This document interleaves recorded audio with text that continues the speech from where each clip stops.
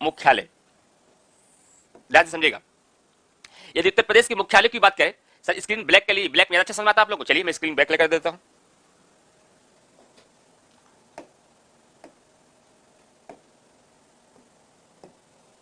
चलिए अब ध्यान दीजिएगा, यदि मैं मुख्यालय की बात करूं तो वैसे तो 75 जिले हैं। अब आपके सवाल में आता है कि अच्छा कुछ हो सकता है ऐप का कुछ वर्जन में थोड़ा सा अपडेशन हुआ हो, इसकी वजह से ऐसा कुछ हो रहा हो, क्वालिटी में कुछ डिफरेंस हुआ हो। एक बार आप लोग टेक्निकल टीम से बात कर लीजिएगा इसके लिए, ठीक है। चलिए इंक्वायरी नंबर पे अब मैं आपको बताना चाहता हूं, उत्तर प्रदेश के मुख्यालय को लेकर एक सवाल यूपी स्पेशल में आता है, हमेशा आता है, अक्सर आता है, और जब भी सवाल आता है कूट में आता है, मैच द फॉलोइंग में आता है। एक तरफ आपको जिले दिए होते हैं, एक तरफ आपको मुख्यालय दिए होते हैं, और उन जिले को मुख्यालय के साथ मिलान करके आपको बताना होता है। अब इसके लिए आप कहेंगे सर 75 डिस्ट्रिक्ट है, क्या 75 डिस्ट्रिक्ट के सारे मुख्यालय हमको याद करने होंगे? नहीं, आपके प्रदेश में ज्यादातर मुख्यालय उसी जिले के नाम पे होते हैं।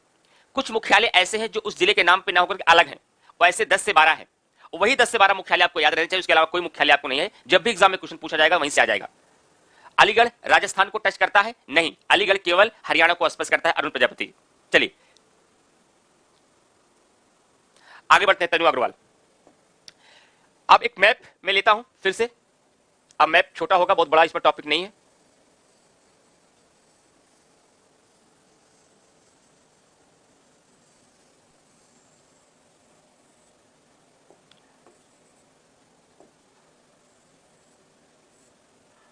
देखिए सबसे पहले तो मुझे यह दिखाना है आपको कि कौन कौन सा मुख्यालय हमें पढ़ना है।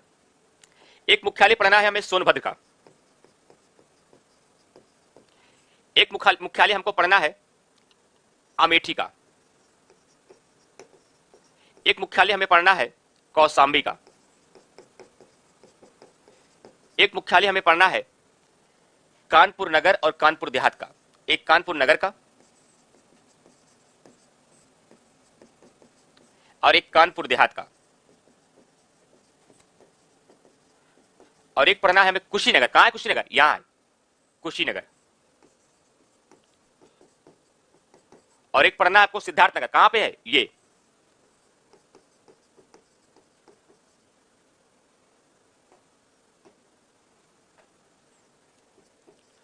सिद्धार्थनगर। और एक पढ़ना है हमें, यहां एक डिस्ट्रिक्ट है अंबेडकर नगर,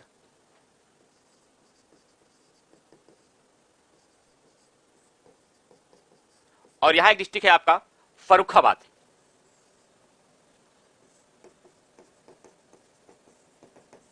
और यहां एक डिस्ट्रिक्ट है आपका जालौन, अभी आपने पढ़ा है। बस मुख्यालय कंप्लीट, इतने ही मुख्यालय आपको जाने हैं, यहां से बाहर कोई मुख्यालय नहीं पूछा जाएगा। हाँ एक मुख्यालय और बचा,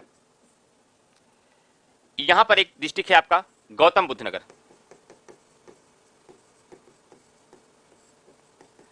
गौतम बुद्ध नगर। यदि इतने मुख्यालय आपको अच्छे से तैयार हो गए, फिर आपको मुख्यालय को लेकर कोई समस्या नहीं आएगी, यहीं से मुख्यालय आता है। और मुख्यालय जब भी आपके एग्जाम में पूछा जाता है तो हमेशा से यह रूल रहा है कि मुख्यालय जो है यह मैच द फॉलोइंग में आएगा, कभी कभी का किसी का एक मुख्यालय नहीं पूछेगा, जब भी मुख्यालय आएगा तो मुख्यालय हमेशा आपका मैच द फॉलोइंग में आएगा, इसे आप याद रखिएगा फ्रेंड। चलिए आगे चलते हैं। अच्छा एक और कर सकते हैं आप, एक डिस्ट्रिक्ट है संभल, संभल का कहीं कहीं भी आ जाता है, ये यहां पर संभल है आपका मेरठ के नीचे, ये है आपका संभल। संभल का भी मुख्यालय कभी कभी पूछ लिया जाता है। चलिए सारे मुख्यालय को डिस्कस करते हैं।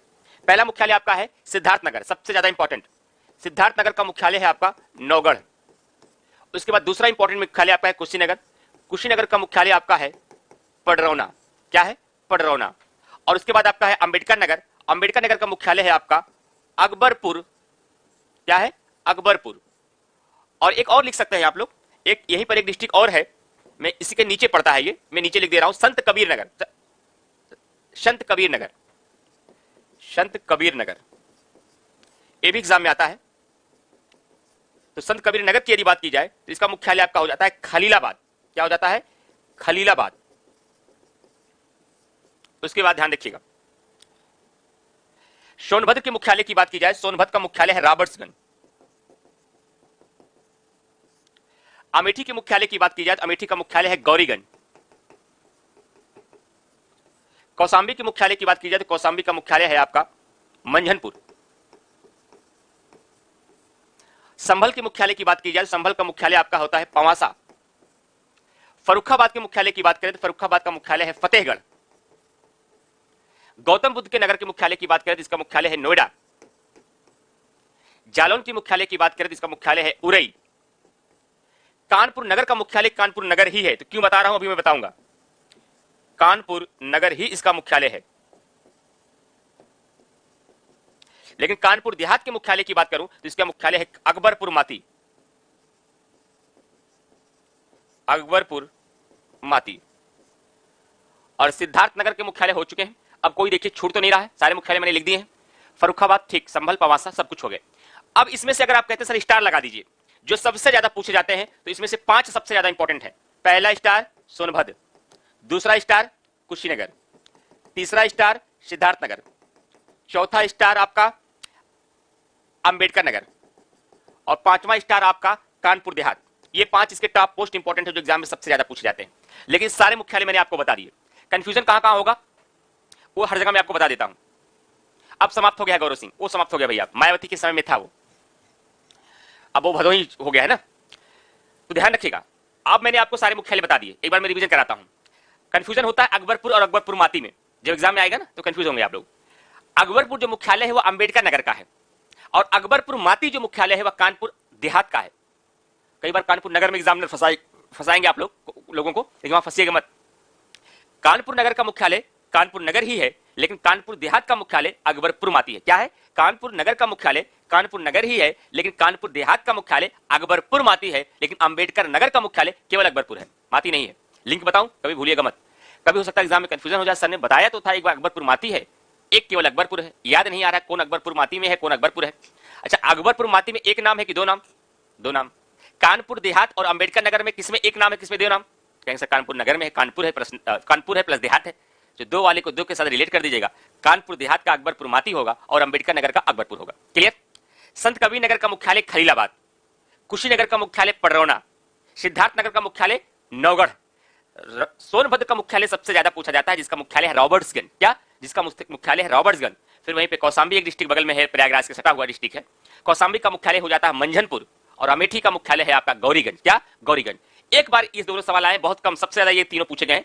जालौन का मुख्यालय है उरई, फर्रुखाबाद का मुख्यालय है फतेहगढ़, संभल का मुख्यालय है पवासा। ये तीनों सबसे कम पूछे गए जितने भी सवाल मैंने बताए। और गौतम बुद्ध नगर का मुख्यालय आपका है नोएडा। और इतने मुख्यालय आप याद कर लिए तो फिर आपको हो गया। उनका जो हेडक्वार्टर, मुख्यालय को इंग्लिश में हेडक्वार्टर कहते हैं, जिसका हेडक्वार्टर है वह वहां पे मुख्यालय बनाया गया है उसको। ठीक है? अब इतने एग्जाम में पूछे जाते हैं और बस आपके डिस्ट्रिक्ट का क्या मुख्यालय है, उस डिस्ट्रिक्ट का मुख्यालय क्या है, सब छोड़ दीजिए, कुछ नहीं याद पढ़ना है आपको। मोस्टली मुख्यालय उसी के नाम पे होते हैं। इलाहाबाद का मुख्यालय इलाहाबाद में ही है और कहीं उसको बाहर नहीं बनाया गया है। सुल्तानपुर का मुख्यालय सुल्तानपुर में ही है। प्रतापगढ़ का मुख्यालय प्रतापगढ़ में ही है। रायबरेली का मुख्यालय रायबरेली में ही है। हाँ, कुछ ऐसे डिस्ट्रिक्ट हैं जिनके मुख्यालय और भी अलग हैं, कुछ छोटे छोटे क्षेत्रों में बनाए गए उसी जिले में, तो वो एग्जाम में आपके नहीं आएंगे, और जो नहीं आएंगे वो नहीं पढ़ना है, केवल वही पढ़ना है जो आपके एग्जाम में आएगा। अब आप मुख्यालय को लेकर क्वेश्चन सॉल्व करिएगा। यूपी स्पेशल की जो भी किताबें आप रखे होंगे देखिएगा, कोई भी क्वेश्चन आपका कभी फंसेगा नहीं। नहीं, ट्रिक नहीं है, अभ्यास है। ट्रिक को अगर हम बता दें, ट्रिक कैसे याद होगा? लाल बहादुर जी कह रहे हैं सर जी आपको कैसे सभी याद हो गया है, कोई ट्रिक है क्या इसकी? नहीं, ट्रिक होती तो कैसे ट्रिक होता, एक बार बता देता। यूपी स्पेशल पढ़ाने क्यों आता? ये भी ट्रिक है, ये याद करो बैठ के। ट्रिक के चक्कर में कभी मत पढ़ा करिए, लिंक के चक्कर में पढ़ा करिए। रिलेट किया करिए चीजों को, रिलेट करने से चीजें बहुत देर तक दिमाग में बनी रहती है। रिवीजन कर रही है, बस चीज को पढ़िए, बार बार रिवीजन करिए। रिवीजन नहीं करेंगे तो चीजें भूलती हैं, हर बार भूलती हैं, सबको भूलता है। अगर आप ये सोचते हैं हमारे पास कोई ऐसी बीमारी है कि हम भूलते हैं, सब भूलते हैं, लेकिन कोई अगर नहीं भूलता है तो उसके पीछे का है मेहनत, उसका बार बार रिवीजन किया जाता है तभी नहीं भूलता है। ठीक है, आगे बढ़ते हैं। अब इतनी सारी चीजें आपके मुख्यालय कंप्लीट हो गए। अब अगला एक टॉपिक में लेने जा रहा हूं, जो टॉपिक में लेने जा रहा हूं उसका नाम है उत्तर प्रदेश का लोकगीत एवं लोक नृत्य। 4 टॉपिक क्लियर हो गए। उत्तर प्रदेश ऐसे छोटे छोटे टॉपिक है, लगभग 22 से 25 टॉपिक। उत्तर प्रदेश का समान परिचय हो गया, उत्तर प्रदेश से लगे हुए राज्यों से लगे हुए उत्तर प्रदेश के जिले हो गया, उत्तर प्रदेश के महत्वपूर्ण मुख्यालय हो गया। अब मैं टॉपिक लेने जा रहा हूं उत्तर प्रदेश के महत्वपूर्ण लोकगीत एवं लोक नृत्य। ये बहुत क्रिटिकल टॉपिक बनता है, लेकिन मैं कोशिश करूंगा आसान तरीके से मैं आपको समझाऊं और पूरे 75 जिले आपको एक साथ याद हो जाए कि किस जिले में कौन सा लोकगीत गाया जाता है और किस जिले में कौन सा लोक नृत्य होता है। ये सारी चीजें आपको ताकि क्लियर हो जाए। चलिए आगे चलते हैं। हेडिंग मरी क्या है? उत्तर प्रदेश का प्रमुख लोकगीत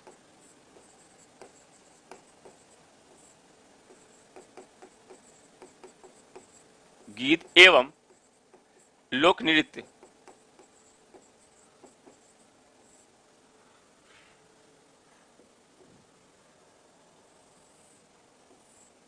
यहां से आपके एग्जाम में खूब प्रश्न आते हैं, ये कल्चर का प्रश्न बनता है आपका एक।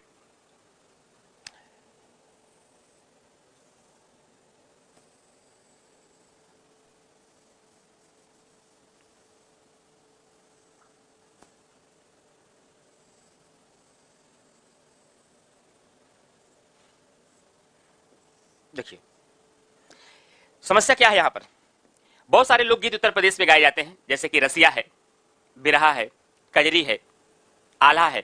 बहुत सारे लोक नृत्य हैं, जैसे कि आपका चरकुला लोक नृत्य है, नटवरी है, चौरसिया है, कर्मा है, पाईडंडा है, कार्तिक गीत है, सैरा है, दीपावली है। ये सारे सब लोक नृत्य हैं। अब एग्जाम में जब क्वेश्चन आता है तो किसी भी जिले का पूछ सकता है, इस जिले का लोकगीत क्या है, इस जिले का लोक नृत्य क्या है, पाईडंडा कहां पे नृत्य किया जाता है, रसिया कहां पे गाया जाता है, बिरहा कहां पे गाया जाता है, आल्हा कहां पे गाया जाता है, ब्रजभू चरकुला कहां का लोक नृत्य है, रसिया लाहा कहां का लोकगीत है। अब 75 जिले एक साथ याद करने हैं। अब बहुत मुश्किल काम है, हमारे पास यही काम बचा है, इतना सारा जीएस का सिलेबस है और हम 75 जिले बैठ के यही याद करें, लोकगीत लोक नृत्य, और आता है एग्जाम में। मैं आपको एक दूसरे तरीके से कॉन्सेप्ट के साथ सिखाने का प्रयास करूंगा और केवल 5 मिनट लगेगा। 5 मिनट मतलब 10 मिनट 15 मिनट भी लग सकता है, और 15 मिनट बाद आप 75 जिले बताने की हालत में हो जाएंगे कौन सा लोकगीत किस जिले में किया जाता है। और क्लास में बोलेंगे आप, मैं क्वेश्चन पूछूंगा, आंसर आप बोलेंगे। अगर आपको इसके पहले वाला टॉपिक थोड़ा ध्यान से आपने पढ़ा है, तब आप लोगों को थोड़ा हल्के में ले रहे थे उस टॉपिक को, जब मैं पढ़ा रहा था उत्तर प्रदेश से लगे हुए राज्यों से लगे हुए उत्तर प्रदेश के जिले, उस पर मैं इतना जो समय इन्वेस्ट किया ना, उसके पीछे की वजह है, उस समय को अगर जिसने अच्छे से इन्वेस्ट किया है, आगे के बहुत सारे टॉपिक में आपको बहुत सुविधा होने वाली है। अगर उसको आपने अच्छे से समझा है तो पूरे 75 जिले के लोकगीत और लोकनृत्य आप बता देंगे बैठे बैठे। अगर उसको नहीं समझा है तो रटते रहिए, रट कभी नहीं पाएंगे। लेकिन अगर उसको समझ लिया है तो अभी देखिए 10 मिनट बाद मैं लोकगीत का नाम बोलूंगा, आप बता देंगे इस जिले में यही गाया जाता है। मैं जिला बोलूंगा तो आप कहेंगे यहाँ यही लोकनृत्य गाया जाता है, ये क्लियर हो जाएगा। हाँ, ऐसा अभी पेन लिखा है, क्या क्लियर क्या क्यों नहीं है भाई? आशीष सिंह का पेन का विजन क्लियर नहीं है, ऊपर हेडिंग है लोकगीत और लोकनृत्य। अगर विजन नहीं भी क्लियर है, बहुत बड़ी समस्या कुछ नहीं होनी चाहिए। अभी मैंने ये बताया नहीं, कौशल दीक्षित जी एनसीआर में शामिल जिले प्लीज सर, तो प्लीज आप परेशान मत होइए। शायद नए आए हैं क्या आप कौशल दीक्षित जी? आप तो पुराने स्टूडेंट हैं शायद, और पुराने स्टूडेंट है तो हमारे नेचर को आप जानते होंगे कि किस तरीके से क्या पढ़ाते हैं। एनसीआर मैंने अभी नहीं बताया, अभी एनसीआर का पूरा मुद्दा आएगा। एनसीआर में बताऊंगा कि कौन कौन से एनसीआर में शामिल है, बाई मैपिंग मैं आपको दिखाऊंगा कि कौन कौन से हैं। वो आपको जो एनसीआर वाले नेशनल कैपिटल रीजन में शामिल है उसका संशोधन भी बताऊंगा, उसके एरिया भी बताऊंगा। लेकिन जब आने दीजिए, इसमें रिक्वेस्ट करने की कौन सी बात है? एनसीआर में शामिल जिले प्लीज सर, क्यों परेशान हो रहे हैं? ये मेरा कर्तव्य है, ये आपका राइट्स है, मुझे सबको पढ़ाना है। कब क्या पढ़ाना है ये मैं तय करूंगा, उसके लिए परेशान मत होइए, ठीक है? हमारी क्लास में बस इसी सब चीजों के लिए डिसिप्लिन थोड़ा रहना पड़ेगा, बाकी सब कुछ बहुत अच्छा है। एक ही बुराई है, यहाँ डिसिप्लिन में रहना पड़ेगा आपको, हमारे साथ बहुत तारतम्यता के साथ, बहुत आपको एक रूल और रेगुलेशन के साथ आगे पढ़ाई करना पड़ेगा। और सिविल सेवक में अगर धैर्य नहीं है, अगर डिसिप्लिन नहीं है, तो वैसे वह फेल हो चुका है, वह उससे बाहर है। तो इसलिए प्लीज ध्यान दीजिएगा, कहां कैसे होगा मैं बताऊंगा बिल्कुल। तो एक समय आएगा, समय के साथ साथ। साहिदा सिद्दीकी सर ब्लैक पर बोर्ड पर नहीं दिखता, सर ब्लैक बोर्ड पर नहीं दिखता क्या? अच्छा, अभी तो मैं ग्रीन लिया था, तब लोगों ने कहा कि ब्लैक लीजिए, इसलिए मैंने ब्लैक लिया। तो फिलहाल दिखेगा। अभी मैंने क्या बनाया, मुझे तो बहुत अच्छा दिख रहा है, आप लोगों को कैसे प्रॉब्लम आ रही है? मोबाइल में भी मैं क्लास से बाद में देखता हूं, मुझे तो एकदम क्लियर दिखता है, या मेरी विजुअल कुछ तेज है, क्या लग रहा है? उत्तर प्रदेश के प्रमुख लोकगीत और लोक नृत्य लिखा हुआ, जहां से मैं देख रहा हूं, यहां से फिलहाल क्लास रेड से लिखा हुआ है, अच्छे से दिख रहा है। चलिए कोई बात नहीं, अगर जहां दिक्कत होगी तो मैं बताऊंगा आपको, ठीक है? चलिए, मैंने पहले ही कह दिया था, आनंद बला जी क्या नाम है, कासगंज का मुख्यालय का। मैंने पहले कहा था ना, 75 जिले 75 जिले के मुख्यालय चक्कर में नहीं है। कासगंज का मुख्यालय कहां है, मेरठ का मुख्यालय कहां है, सहारन का मुख्यालय कहां है, शामली का मुख्यालय कहां, बागपत, इससे मतलब नहीं है, सब छोड़ दीजिए आप। मैंने पहले ही कहा है, जो आएंगे उस मुख्यालय को ध्यान रखना है, बाकी सब कुछ छोड़ देना। आप कासगंज के रहने वाले, उसका मुख्यालय ढूंढना तो आप गूगल पर ढूंढिए, उसके लिए गूगल बाबा है। हम आपके एग्जाम के लिए हैं, हम आपके ज्ञान के लिए नहीं है। मैं पहले ही कह देता हूं, आपकी क्लास में चाहे जिस भी सब्जेक्ट को मैं पढ़ाऊंगा, तो आपके एग्जाम में आने वाले प्रश्नों को मैं क्लियर कर दूंगा, उससे आने वाले कॉन्सेप्ट को क्लियर कर दूंगा। बाकी आप जानकारी चाहते हैं इस तहसील में क्या, उसके लिए गूगल का यूज करिए आप लोग, ठीक है? मैं अनावश्यक रूप से कोई भी डेटा आपको नहीं याद करूंगा, वैसे ही डेटा इतने अधिक हो जाएंगे वो मुश्किल होगा आपको, ठीक है? चलिए, अब देखिए, उत्तर प्रदेश के मुख्यालय को समझने के लिए सबसे पहले आपको क्या करना पड़ेगा, सारे क्षेत्र को बहुत अच्छे से क्लियर करना पड़ेगा। जैसे यदि मैं क्षेत्रों की बात करूं, कौन कौन का क्षेत्र बुंदेलखंड है,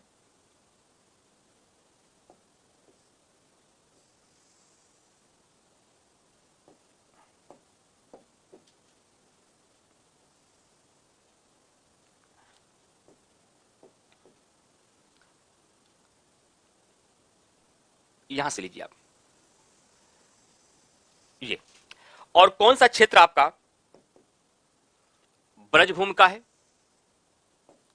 और कौन सा क्षेत्र आपका अवध का है, और कौन सा क्षेत्र आपका पूर्वांचल का है। देखिए, उत्तर प्रदेश के यदि क्षेत्रों में बांटा जाए, इसको 4 क्षेत्रों में बांट सकते हैं आप। ये जो क्षेत्र है ना, इसको और इधर से ले सकते हैं आप थोड़ा सा,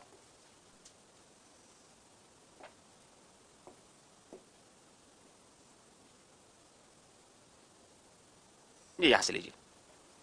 अब देखिए, यदि इनको क्षेत्रों में बांटा जाए तो ये जो एरिया आपको दिख रहा है इसके इधर, इसको कह सकते हैं आप पूर्वी उत्तर प्रदेश, पूर्वी उत्तर प्रदेश, इसी को कहा जाता है पूर्वांचल। और जो ये क्षेत्र आपका मिल जा रहा है ना, इसे कहा जाता है अवध क्षेत्र। और जो आपका ये क्षेत्र है, अभी मैं इसको क्लियर करता हूं सब।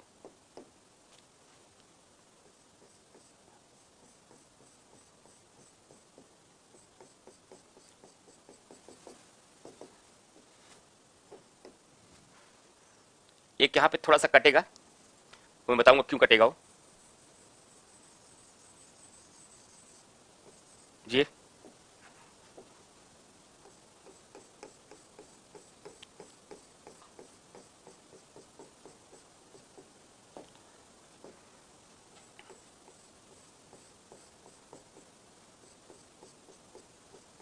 जी, ये एरिया कुछ कट रहा है आपका थोड़ा सा।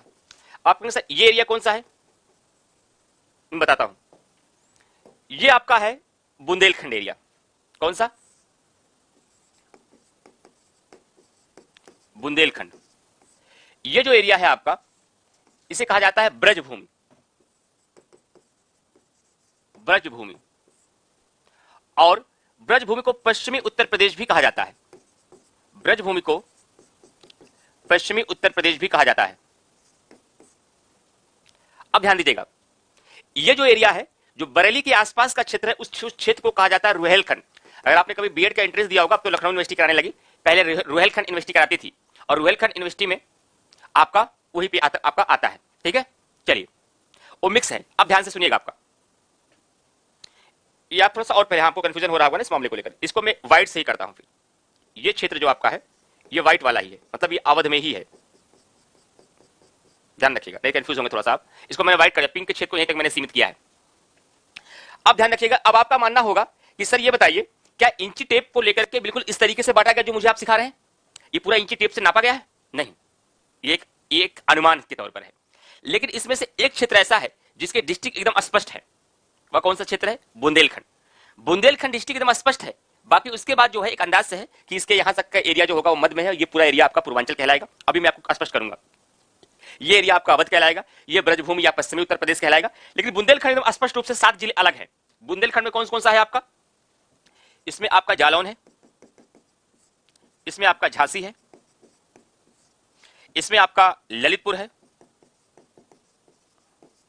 इसमें आपका बांदा है, इसमें आपका चित्रकूट है,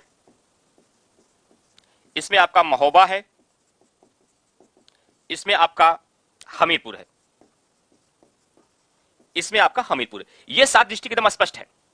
बुंदेलखंड, सवाल पूछा जाता है आपके यूपी स्पेशल में, निम्नलिखित में से कौन सा जिला बुंदेलखंड के अंतर्गत नहीं आता है? ये एकदम आपको क्लियर होना चाहिए।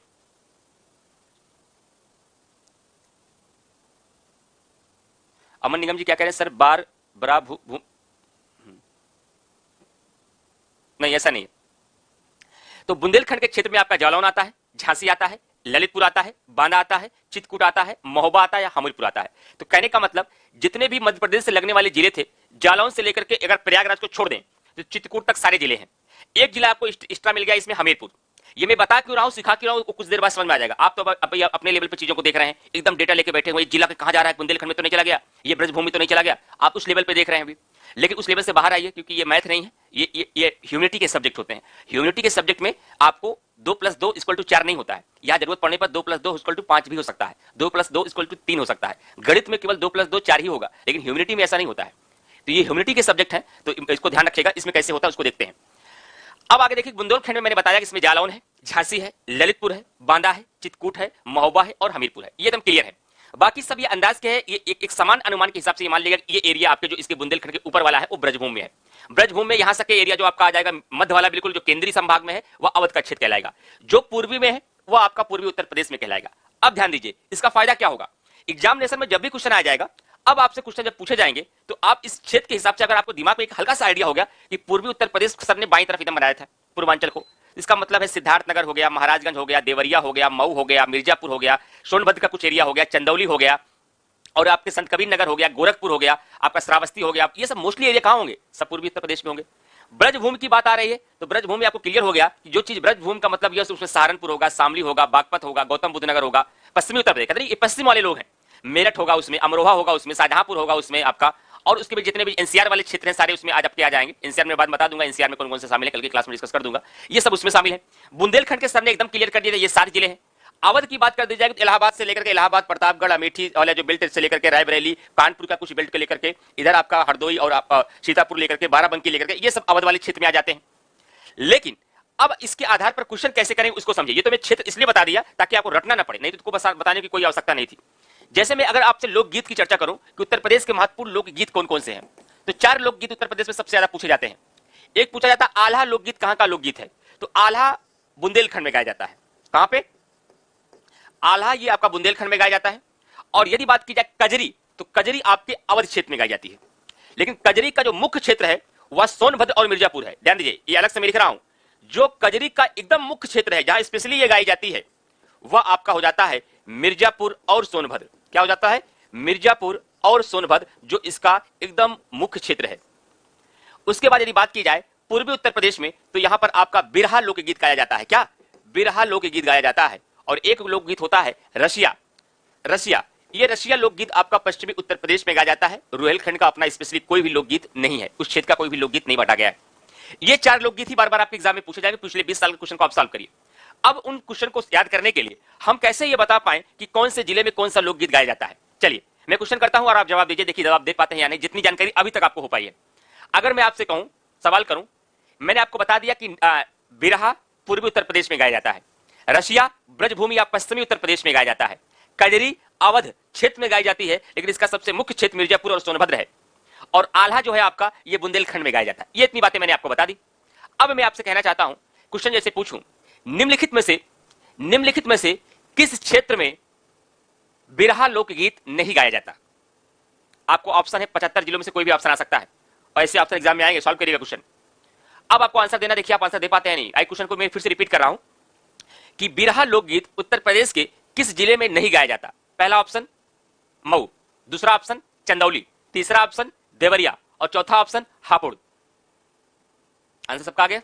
हाँ सर, हापुड़ में बिरहा नहीं गाया जाएगा। कैसे बताया? मैंने तो नहीं सिखाया आपको हापुड़ में क्या गाया जाता है, तो मैंने बताया ही नहीं आपको, लेकिन आपने बता दिया। जरूर बता दीजिएगा, हल्का भी सेंस होगा आपको। तो कैसे बताया कि सर अभी अभी कुछ देर पहले आपने चंदौली का भी डिस्कस किया था, देवरिया का भी किया था, बलिया का भी किया था। ये सब पूर्वी उत्तर प्रदेश में मुझे अच्छे से क्लियर हो गया है। और अपनी पहली क्लास में आपने बताया था कि हापुड़ उत्तर प्रदेश में क्षेत्रफल की दृष्टि से सबसे छोटा है, और मैपिंग में आपने इसको यहां लिखा था, और ये क्षेत्र आपका आ जाएगा ब्रजभूमि में, तो ये कदापि नहीं गाया जाएगा। दूसरा क्वेश्चन, निम्नलिखित में से किस जिले में बिरहा लोकगीत गाया जाता है? पहला ऑप्शन जालौन, दूसरा आपका आगरा, तीसरा ऑप्शन आपका सहारनपुर, चौथा ऑप्शन आपका संत कबीर नगर। मुख्यालय पढ़े? मुख्यालय में संत कबीर नगर का नाम लिया था। संत कबीर नगर मैंने कहां बताया था?